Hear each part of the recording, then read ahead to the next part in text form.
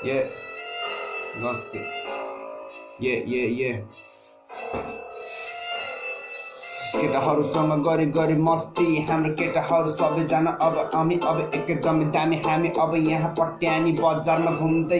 केटाहरूसँग रमाइलो गर्दै कहिले काहीँ हामी डुङ्गा पनि चढ्दै हामी एकदमै रमाइलो पार्नको मान्छे हामी दामी हामी भन्दा कोही छैन बाबु त भन्दा अलिकति नामी अब त भन्दा बाबु अब माथि जाने तेरो अब मैले बाबु साथ खानी हाम्रो कला हामीसँग छ हामी दङ्ग छ हामी रङ्ग छ हामी आफ्नो गीतमा माथि मान्छे हाँस्ने हामी आफ्नै तालको मान्छे तर के थाहा हाम्रो मनमा छ धेरै बेटा सोझो केटा म त गाउँको केटा तर एक दिन भेट्टाउँछु लट्टे कोही छैन मेरो अघि अनि पछि तर पनि दुःख अझै गरिदिन्छु अझै पनि चढिदिन्छु सपना देखेको पुरा गर्नुपर्छ भन्छन् अनि बाउ अनि मेरो दिदी अनि सबैजना हजुरआमाहरूले भन्छन् तेरो कपाल काटिहाल तर कपाल अहिले मैले यो काटेर भने अब मैले नराम्रो मान्छे भयो अनि जग्गी भन्छ अलिकति गजडी भन्छ तर म त्यस्तो मान्छे होइन समाजलाई थाहा छैन कति म राम्रो मान्छे मेरो मनभित्र अनि कति गिरिरहेछ दिमागमा चिज ऱ्यापको खिरिरहेछ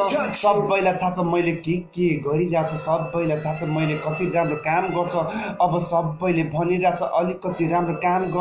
गर अनि म काम मलाई खोजेर सबै काम मलाई गरेर चढेर अनि त्यसको फल पाएर अनि अलिकति मैले केही गरिदिन्छु भने सोचेर बोकेर हिँडिरहेको छु मैले सोच अब गर्दिन अब त्यतिकै म सोच ऱ्याप पनि निस्किन्छ खतर रोज तँलाई खुवाइदिन्छु अनि ऱ्यापको बोस देखेको छैन मैले सपना मैले अहिले पनि छैन अब सपना बेथा धेरै लेखिसकेँ मैले अनि कपीमा मनमा अनि जिन्दगीमा बेथा जिन्दगीमा अहिलेसम्म छाएको छैन हार